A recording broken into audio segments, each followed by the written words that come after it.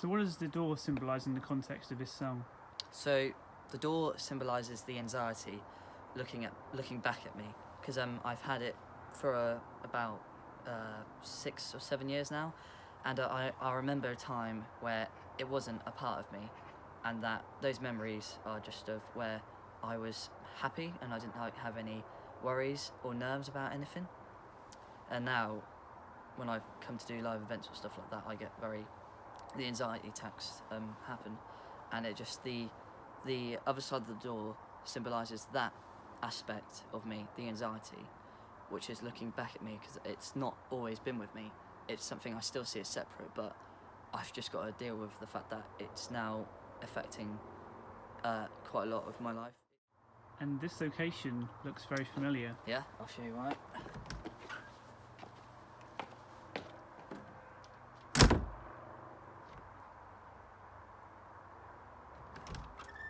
Yep, that's The album artwork? where the album art was done, and a fun story.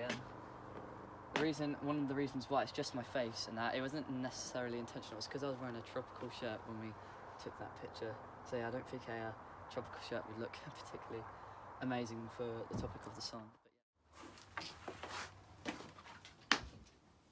So this is your recording studio? This is this is the demo recording studio. A lot of things have happened in here, like the recording of the March and April demo, which we'll play to you in a minute. But I think what the best thing is to start, let's take you back to 2017, which I referenced to quite a lot. And so now I'm going to just play you some extracts from the first comp of Other Side of the Door. So this is going to be, what I did is I made the song, some of the parts of the composition at school on Sibelius, and then what I do is I would export them as MIDI, and when I came home, this was in the lounge at the time, I would play it in the lounge to my mum and my dad, and they would give their thoughts on the song. And this is the finished product of the GCSE composition. So I'm going to play you the first 17 bars to start with. I hope you enjoy.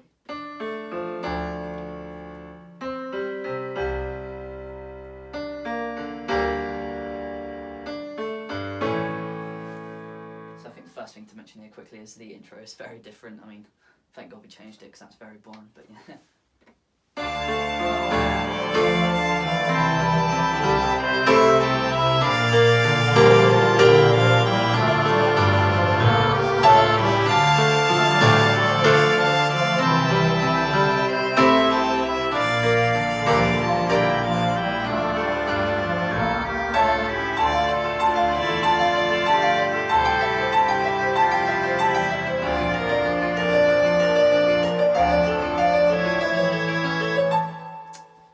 So that's the intro and first chorus to The Other Side of the Door. So similarly, it's quite cinematic, but I feel like I probably put a lot of not really much of a build up because a lot is already happening. But yeah, that was the original start to Other Side of the Door. The reason why I removed this next one is because we just couldn't replicate it or something. So, and we really wanted this part. Not this very part, because it's not brilliant, but we wanted the same concept and idea. And so here is the string section that we were going to have in.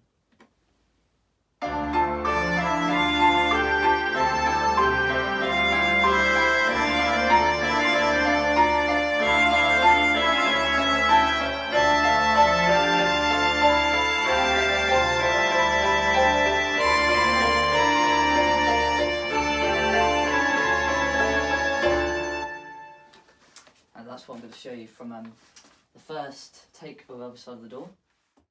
So this is what the original demo, the files look like? Files look like, yeah. So, not much, this is quite similar to the finished product, but some things did change, and I'm going to play it from the end. So I'm going to go from about here, I think. If it's not right, I'll change it. I lie awake at night, thoughts the other side of the door. What have I done? 'Cause I can't take this anymore. Why so persistent? Can you give me all my own? You didn't make me, yet you seem to be at home.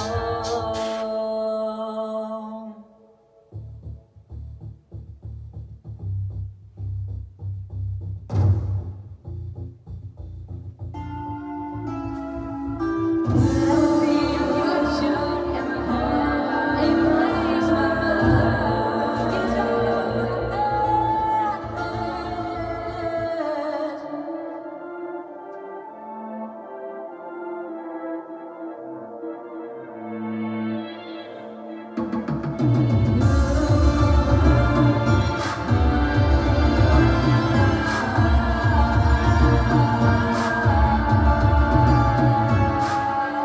he was staring at me from the other side of the door. What have I done? 'Cause I can't take this anymore. Why so persistent? Can you leave me on my own? You didn't make me, so it's time to shut the door.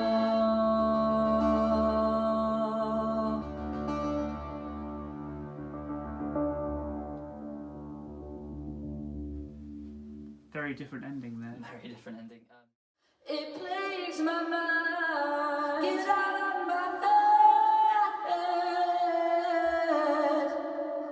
head. That might sound quite familiar because actually that is the take we used for the end, the whole song. So this is the only part of the demo that made it to the final version, because as I've said in some interviews, I've never been able to replicate that rawness of that note. I can hit it better now, but just doesn't have the same quality there. So we're now at George's recording studio. Yeah. How are you, George? I'm good, thanks. How are you? Good, thank you. Do you want to introduce yourself for the Yeah. people watching the doc? So my name is George Williams. I'm friends with Josh and also Will. And yeah, we've been working on this together. I produce music under the name Giorna, and it's been a lot of fun working on this. Yeah. Right, I suppose we should look at the instrumental to Outside the Door. Mm-hmm. What were your first impressions, George, when you first heard the demo? Yeah, it's good. You I brought liked how empowering it was. It's good. Yeah, it's quite impressive to be able to talk about things like mental health. And being able to open up to other people. And yeah, I liked the melodies and the top line, and the instrumentation was good. It just basically needed buffing up, I suppose. Yeah. One big change, I think, from hearing the demo was the drums. Yeah, so if we just play those quickly.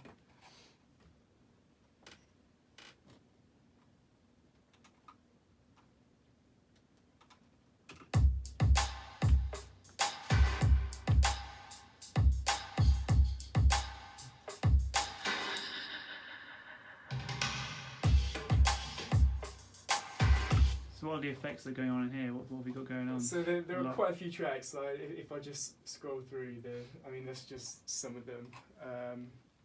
But yeah, so we went through quite a few different versions of drums because we weren't quite happy. Like I guess drums are sort of like the foundational thing that really can make or break a song. If they sound sort of amateur. So we did spend a lot of time on that. And there's a real mix of like organic kind of sounds that you could actually play live. Like snare drums and like sort of higher like tuned drums. Then also weird things like breaths that we put in there. And do you want to explain about that? Yeah. So I suppose the influence and inspiration came from Billie Eilish's one of Billie Eilish's song, and it was a knife. So you got a knife going shing, and then we just had to put like this delay effect so it goes shing.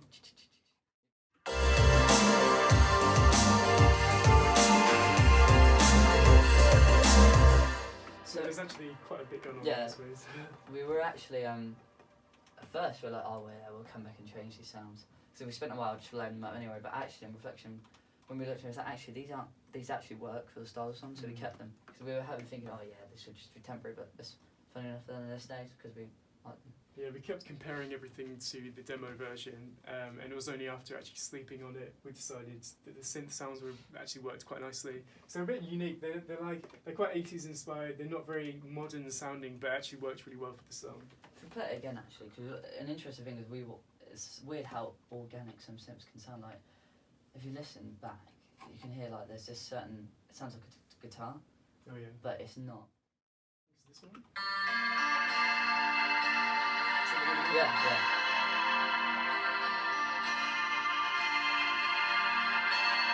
So it's as you said, it's a piano, but it sounds quite guitar-y. And then we also liked it's like reverse piano stuff. Yeah. That became a favourite. Yeah.